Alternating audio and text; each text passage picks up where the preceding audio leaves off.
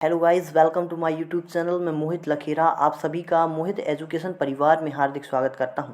Friends, आज मैं जो आपके सामने क्वेश्चन लाया हूं वो सारे के सारे एसएससी एग्ज़ाम्स के प्रीवियस ईयर में जितने भी क्वेश्चन आए हैं सारे के सारे मैं इस वीडियो में आपके सामने लाया हूं। सारे के सारे क्वेश्चन अपडेटेड हैं, तो पूरी वीडियो को ध्यान से देखिएगा क्योंकि ये वीडियो आपके लिए बहुत ही ज़्यादा महत्वपूर्ण होने वाला है। तो फ्रेंड्स, आइए शुरू करते हैं आज का हमारा वीडियो। इससे पहले अगर वीडियो पसंद आती है तो वीडियो को लाइक ज़रूर करिएगा। ठीक है दोस्तों, चैनल सब्सक्राइब करिए या ना करिए। ठीक है दोस्तों, चलिए आइए शुरू करते हैं। आज का हमारा पहला प्रश्न है, इलियास खान का जन्म लखनऊ के संगीतकारों के घराने में हुआ था। वह बजाने के लिए जाने जाते हैं। तो आपके ऑप्शंस हैं सितार, वीणा, तबला या मृदंगम। तो दोस्तों, इलियास खान जो कि लखनऊ घराने से संबंधित रखते हैं, ये बहुत ही इंपॉर्टेंट प्रश्न है, हाल ही के एग्ज़ाम में पूछा गया एसएससी एमटीएस में। तो दोस्तों, इसका जो सही आंसर हो जाएगा वो हो जाएगा सितार। फ्रेंड्स, जो इलियास खान है वो लखनऊ घराने से संबंधित हैं और यह जाने जाते हैं सितार के लिए। दोस्तों, तो आइए हम बात कर लेते हैं जितने भी सितार वादक हैं जो कि बहुत ही इंपॉर्टेंट है और बार बार एग्ज़ाम में पूछे जाते हैं। दोस्तों, सितार वादक में एक बहुत ही चर्चित नाम आता है जिनका नाम है राजीव जनार्दन। ये आपको याद रखना है, राजीव जनार्दन। दोस्तों, अगर वीडियो एक बार में याद नहीं हो रहा है कोई भी प्रश्न तो आप इसको दो दो बार भी देख सकते हैं। तो फ्रेंड्स, राजीव जनार्दन जो कि बहुत इंपॉर्टेंट है। इसके साथ ही फ्रेंड्स, अगर हम बात करें तो उस्ताद लियाकत खां जो कि सितार के लिए जाने जाते हैं, और एक नाम बहुत ही इंपॉर्टेंट आता है सुजात खान। तो इतने नाम आपको याद रखना है। ठीक है दोस्तों, चलिए गाइस, सीधे चलते हैं दूसरे प्रश्न पर। अगर वीडियो पसंद आए तो वीडियो को लाइक ज़रूर करिएगा। दूसरा प्रश्न है हमारा, कुचिपुड़ी नृत्य शैली के किस गुरु को 1998 में पद्म भूषण मिला था? विच गुरु of Kuchipudi dances style got the Padma Bhushan in the year 1998? आपके ऑप्शंस हैं उदय शंकर, गुरु बेपत्ति चिन्ना सत्यम, गुरु बिपिन सिंह या केलुचरण महापात्रा। तो फ्रेंड्स, जो कुचिपुड़ी नृत्य शैली के जो गुरु हैं जिनको 1998 में पद्म भूषण मिला था वह हैं गुरु बेपत्ति चिन्ना सत्यम। तो इस क्वेश्चन का जो ऑप्शन नंबर बी है आपका करेक्ट आंसर हो जाएगा। पहली बात तो दोस्तों ये आपको याद रखना है कि जो गुरु बेपत्ति चिन्ना सत्यम हैं इनको पद्म भूषण से नवाजा गया था 1998 में। ये बहुत ही इंपॉर्टेंट क्वेश्चन है और हाल ही में पूछा गया एसएससी सीपीओ एसएससी एमटीएस में पूछा गया क्वेश्चन है। ठीक है दोस्तों, अगर बात की जाए उदय शंकर की तो दोस्तों उदय शंकर को हम जानते हैं भारत में आधुनिक नृत्य के जन्मदाता। दोस्तों कौन? भारत में आधुनिक नृत्य के जन्मदाता को जो हैं वो उदय शंकर हैं। ठीक है दोस्तों, अगला प्रश्न है, भूत आराधना अनुष्ठानिक नृत्य भूता कोला। दोस्तों, इसी को भूत आराधना के नाम से भी जानते हैं, इसी को भूता कोला के नाम से भी जानते हैं, का संबंध किस राज्य से है? आपके ऑप्शंस हैं आंध्र प्रदेश, केरल, कर्नाटका और तमिलनाडु। तो दोस्तों, जो भूता कोला है ये कर्नाटक राज्य से संबंधित है। तो इस क्वेश्चन का जो ऑप्शन नंबर सी है वो बिल्कुल ही करेक्ट हो जाएगा। ठीक है दोस्तों, अब मुझे कर्नाटक के बहुत से जो इम्पोर्टेंट लोक नृत्य हैं उनको मैं बताने जा रहा हूं, तो ध्यान से सुनिएगा। पहला तो है यक्षगान। दोस्तों, यक्षगान वीरगा से। ठीक है दोस्तों, बैलाटा, कृष्ण कृष्ण पारिजात। ठीक है दोस्तों, ये आपको याद रखना बहुत इंपॉर्टेंट है। कृष्ण पारिजात, कृष्ण पारिजात, ये बहुत इंपॉर्टेंट है। ठीक है दोस्तों, और इसी के साथ ही नागमंडला। क्या है? नागमंडला। तो ये सारे के सारे जितने भी इम्पोर्टेंट है ये कर्नाटक के लोक नृत्य हैं। अब अगर हम बात करें आंध्र प्रदेश की तो आंध्र प्रदेश के जो भी लोक नृत्य हैं वो मैं आपको बता रहा हूँ। तो मथुरी और लंबाड़ी, आंध्र प्रदेश में जो मथुरी होता है और लंबाड़ी होता है। अगर केरल की बात की जाए तो दोस्तों कुमति। क्या है? कुमति। कुमति यहाँ का बहुत ही प्रसिद्ध लोक नृत्य है। और अगर तमिलनाडु की बात करी जाए दोस्तों कावड़ी अट्टम। क्या? कावड़ी अट्टम। तो इस क्वेश्चन से हमको इतनी जानकारी प्राप्त होती है। दोस्तों, पूरी वीडियो को ध्यान से सुनिएगा क्योंकि इसमें क्वेश्चन तो ठीक है लेकिन जो मैं आपको एक्स्ट्रा बता रहा हूँ वो सारे के सारे जो प्रीवियस ईयर में पूछे गए क्वेश्चन है वो सारे के सारे आए हुए एग्ज़ाम में जो आए हैं वही बता रहा हूँ, तो ये आपको याद रखना। चलिए चलते हैं अगले प्रश्न पर। अगला प्रश्न है हमारा, द जोया फैक्टर द्वारा लिखित एक उपन्यास है किसके द्वारा? तो आपके ऑप्शंस हैं सुकेतु मेहता, अनुजा चौहान, जेरी पिंटो या राजश्री। तो द जोया फैक्टर दोस्तों अनुजा चौहान के द्वारा लिखा गया बहुत ही इंपॉर्टेंट उपन्यास है, तो ये आपको याद रखना है। ठीक है दोस्तों, इन्हीं की जो एक पुस्तक बहुत ही चर्चित है, जो कि एसएससी के द्वारा हर एग्ज़ाम में पूछी जाती है, बैटल फॉर बिटौरा। क्या दोस्तों? Battle for Bitaura. और एक इन्हीं की है बाज। क्या है दोस्तों? बाज। बाज, ये भी बहुत ही इम्पोर्टेंट है।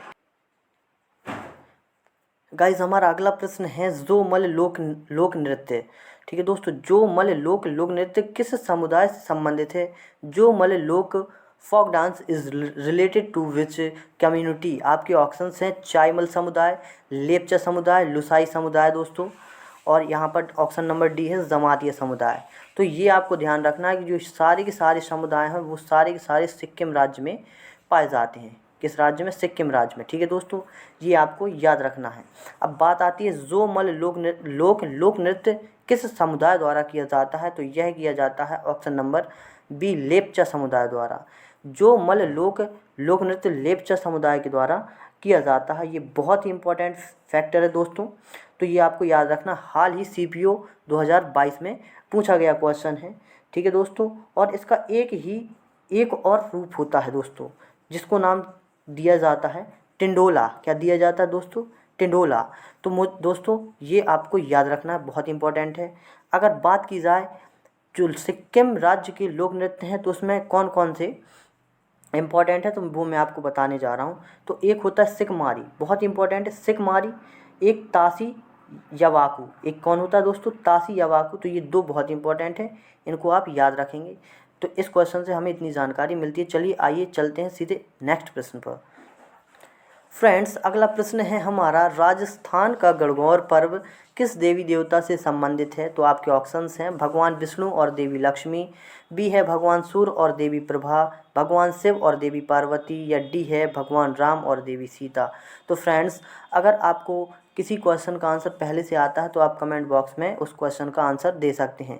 तो राजस्थान का जो गणगौर पर्व है वो किस देवी देवता को समर्पित है? तो दोस्तों वह है भगवान शिव और देवी पार्वती। तो इस क्वेश्चन का ऑप्शन नंबर सी बिल्कुल करेक्ट हो जाएगा। फ्रेंड्स बात करते हैं कि राजस्थान के प्रमुख पर्व कौन कौन से हैं, तो आपको याद रखना है कि मोमासर राजस्थान का एक बहुत इंपॉर्टेंट पर्व है और एग्ज़ाम में बार बार पूछा जाता है। चंद्रभागा, दोस्तों चंद्रभागा भी बहुत इंपॉर्टेंट है। और कोलायत और मत्स्य उत्सव, ये चार बहुत ही इंपॉर्टेंट उत्सव हैं, तो ये आपको याद रखना है। बात की जाए गणगौर पर्व कब मनाया जाता है, तो दोस्तों होली के एक दिन बाद ही इसका प्रारंभ किया जाता है और 18 दिन तक गणगौर पर्व मनाया जाता है। ये आपको याद रखना है। चलिए अगले प्रश्न पर चलते हैं। नेक्स्ट प्रश्न है हमारा, निम्नलिखित में से कौन सा भारत का एक जैव मंडल संरक्षित क्षेत्र नहीं है, जो कि बायोस्फीयर रिजर्व नहीं है? Which of the following is not a biosphere of India? आपके ऑप्शंस हैं गिर वन, सुंदरवन, ठंडा रेगिस्तान और नीलगिरी। तो दोस्तों ये आपके ऑप्शंस हैं। तो भारत का एक जैव मंडल संरक्षित क्षेत्र नहीं है। तो दोस्तों ये जैव मंडल संरक्षित क्षेत्र होता क्या है? जहाँ पर जीव जंतुओं की सुरक्षा के लिए जहाँ पर कुछ ऐसी चीज़ें होती हैं ताकि उनको संरक्षित किया जाता है, तो उन्हीं को जैव मंडल कहते हैं दोस्तों। ठीक है दोस्तों, तो इसमें से आपका कौन सा ऑप्शन बिल्कुल सही हो जाएगा? तो इसका ऑप्शन नंबर ए बिल्कुल करेक्ट है। ठीक है दोस्तों, ऑप्शन नंबर ए गिर एक राष्ट्रीय उद्यान है, बाकी सब सुंदरवन, ठंडा रेगिस्तान और नीलगिरी बायोस्फीयर रिजर्व हैं। अगर दोस्तों बात की जाए कि अभी तक हमारे भारत में कितने बायोस्फीयर रिजर्व हैं, तो दोस्तों BSR 18 है दोस्तों। इसमें से अगर बात की जाए कि पहला कौन सा है, तो नीलगिरी। पहला कौन सा है दोस्तों? नीलगिरी, जो कि दोस्तों 1986 में शामिल किया गया था।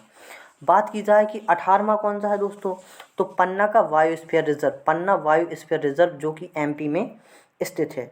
बात की जाए भारत का सबसे बड़ा बायोस्फीयर रिजर्व कौन सा है, तो कच्छ का रण है दोस्तों। कौन सा है? कच्छ का रण, जो कि गुजरात राज्य में स्थित है। कहाँ पर है दोस्तों? गुजरात राज्य में स्थित है। ठीक है दोस्तों, यह किसके लिए जाना जाता है कच्छ का रण? तो बहुत इंपॉर्टेंट क्वेश्चन है, SSC के हर एग्जाम में आने वाला क्वेश्चन है। ये जंगली गधे के लिए जाना जाता है। किसके लिए? जंगली गधे के लिए। तो जो इसका करेक्ट आंसर हो जाएगा वो हो जाएगा ऑप्शन नंबर ए, गिर एक राष्ट्रीय उद्यान है। ये आपको याद रखना है।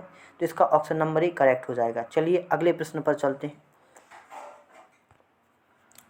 अगला प्रश्न है निम्नलिखित पद ड्रिबलिंग, पासिंग, शूटिंग किस खेल से संबंधित हैं? The following terms dribbling, passing, shooting are related to which sports? आपके ऑप्शन है निशानेबाजी, बैडमिंटन, क्रिकेट, बास्केटबॉल। तो फ्रेंड्स, आपको शूटिंग देख के लग रहा होगा कि ये निशानेबाजी से संबंधित है, लेकिन ऐसा नहीं है। शूटिंग निशानेबाजी में तो की जाती है, लेकिन फ्रेंड्स जो ड्रिबलिंग है और पासिंग है ये की जाती है बास्केटबॉल में। तो इस क्वेश्चन का जो ऑप्शन नंबर डी है वो राइट आंसर हो जाएगा दोस्तों। तो ये जो निशानेबाजी है वो निशानेबाजी में शूटिंग तो की जाती है, लेकिन ड्रिबलिंग और पासिंग नहीं की जाती। तो फ्रेंड्स, अगर हम बात की जाए कि बास्केटबॉल का, तो ये वाला सही हो गया। अगर बात करें निशानेबाजी की, तो निशानेबाजी में कुछ बहुत ही इंपॉर्टेंट वर्ड्स हैं जो मैं आपको बता रहा हूँ, ठीक है दोस्तों। तो एक बहुत ही इंपॉर्टेंट है मज लफ लग। कौन सा दोस्तों? मज लफ लग। और एक दोस्तों होता है वुल्स आई।